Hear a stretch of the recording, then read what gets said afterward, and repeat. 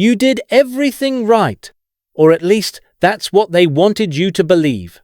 You planted those fruit trees with hope-trusting promises, printed on nursery tags and spoken by experts who never saw your land. You invested in compost, peat moss, fertilizers, and every essential input they said your soil desperately needed.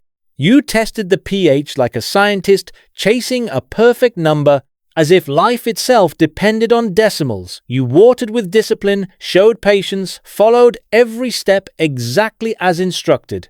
And still your trees struggled. They didn't explode with growth the way advertisements promised. They didn't reward your effort with fruit. They didn't thrive year after year. You watched them weaken.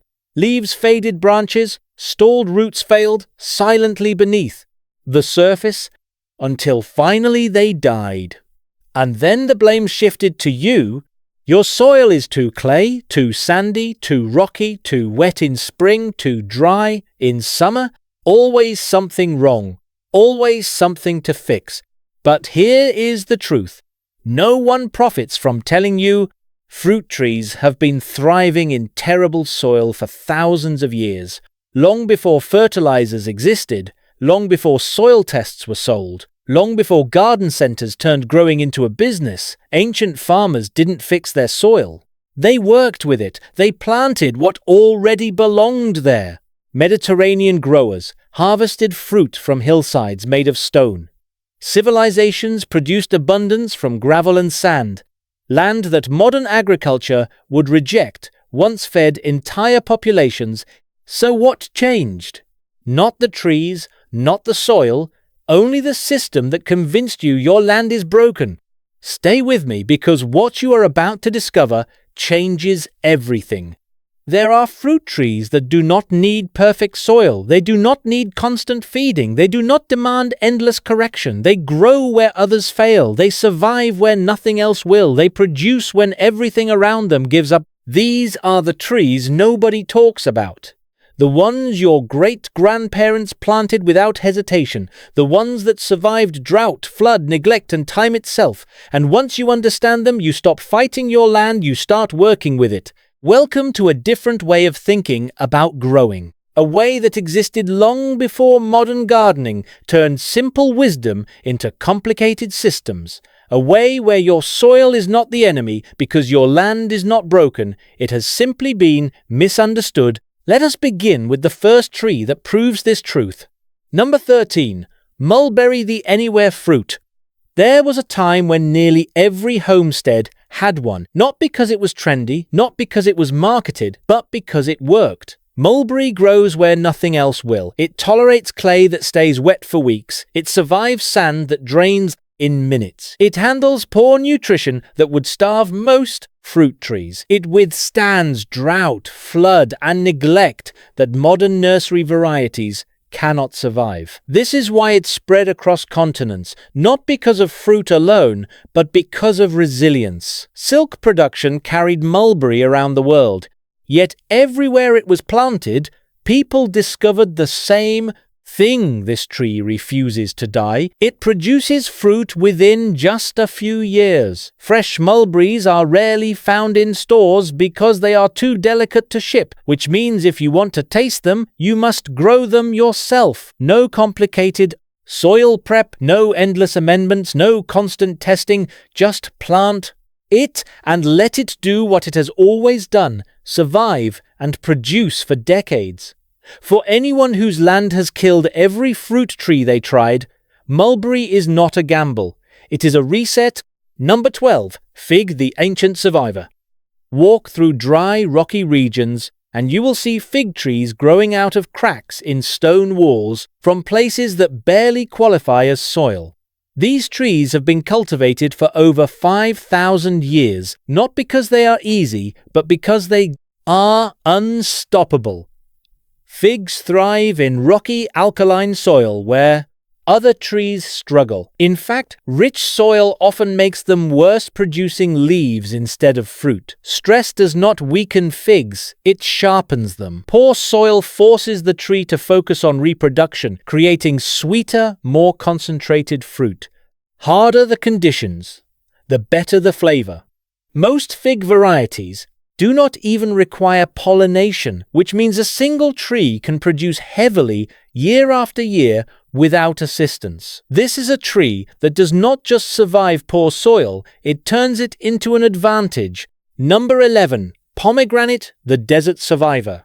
Originating from harsh, dry regions, pomegranate evolved in conditions that would destroy most fruit trees. Alkaline, salty soils that look more like gravel than farmland are exactly where it performs best. It tolerates salinity that would kill sensitive crops. It thrives in dryness that would stress orchards. Once established, it requires minimal water, yet continues to produce vibrant fruit. For thousands of years, people cultivated it in landscapes. Others avoided modern science. Now confirms what ancient growers already knew: this fruit is not only resilient, but incredibly valuable, packed with powerful antioxidants and capable of thriving where nothing else will. Pomegranate transforms barren land into productive ground, and this is only the beginning.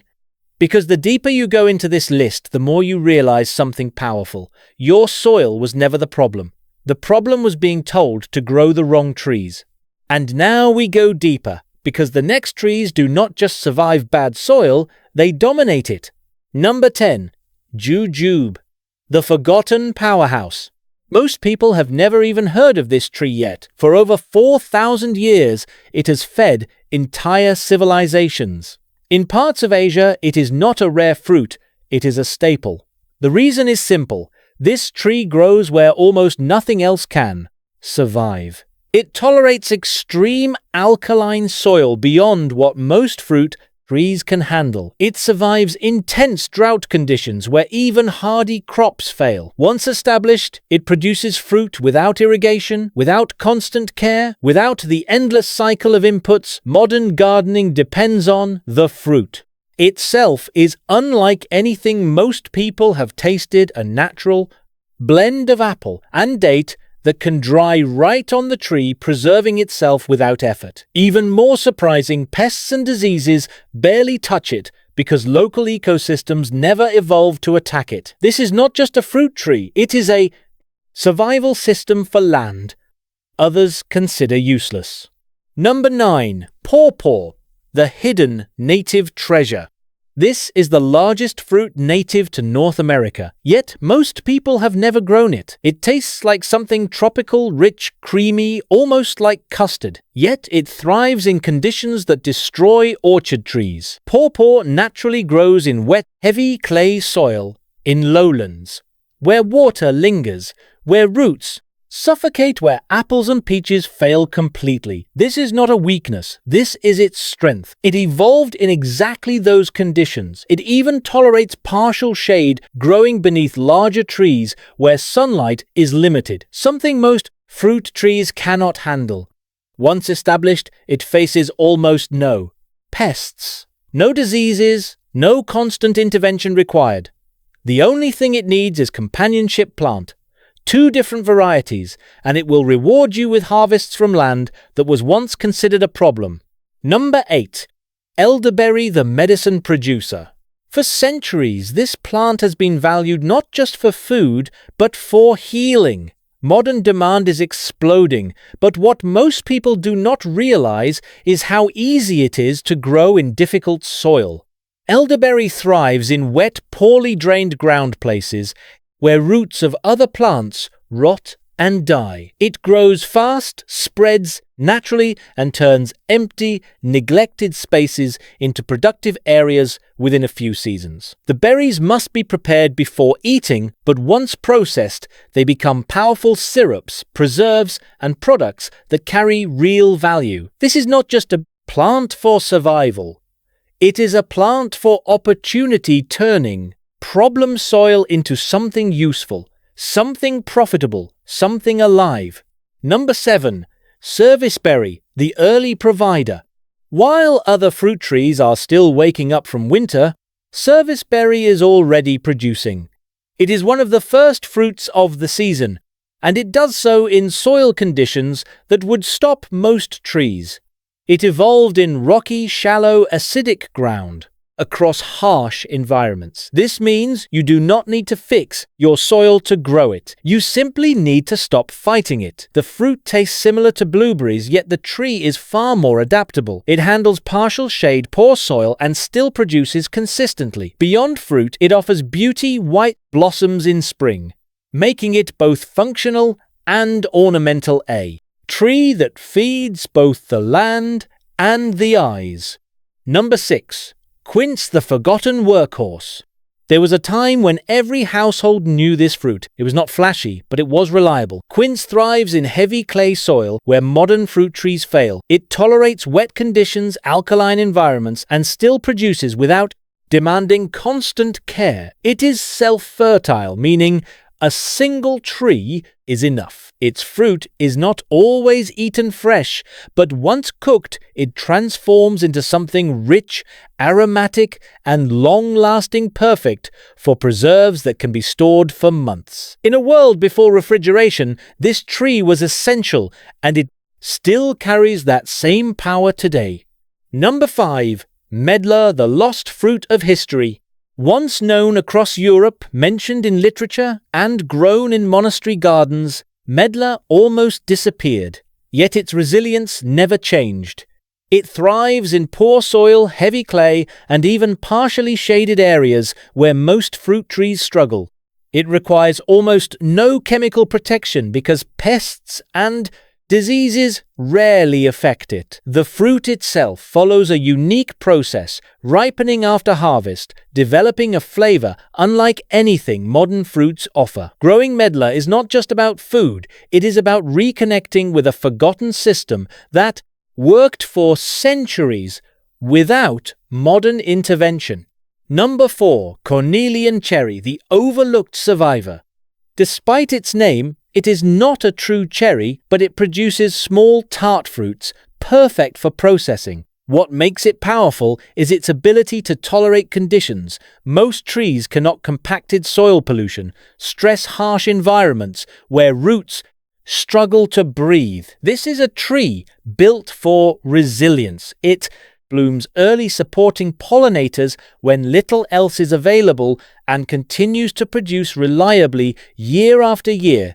It is ignored by most nurseries, yet it solves problems that modern trees cannot handle. Number 3. Sea buckthorn, the soil builder.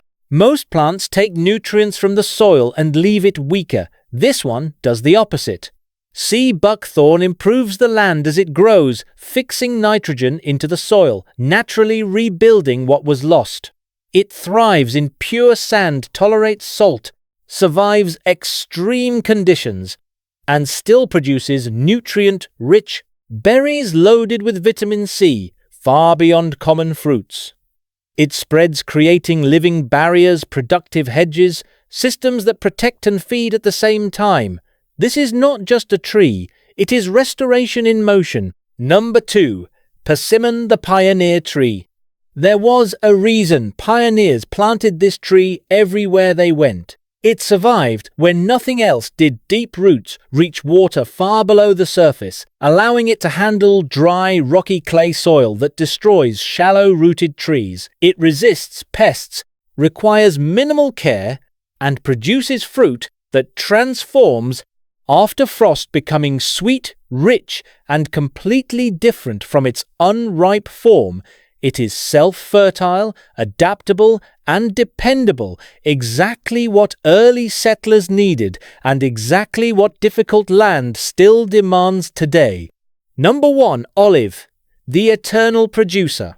This is the ultimate proof that soil does not need to be perfect. Some olive trees have produced fruit for over 2,000 years, growing in what looks like bare rock, thin, alkaline soil, drought conditions, extreme neglect, and yet they continue to produce. In fact, the harsher the environment, the better. The fruit-rich soil often reduces production, while poor soil forces the tree to focus on what matters: fruit. This is a tree shaped by time, by survival, by resilience, beyond anything modern agriculture can replicate. It does not need fixing, it needs to be understood.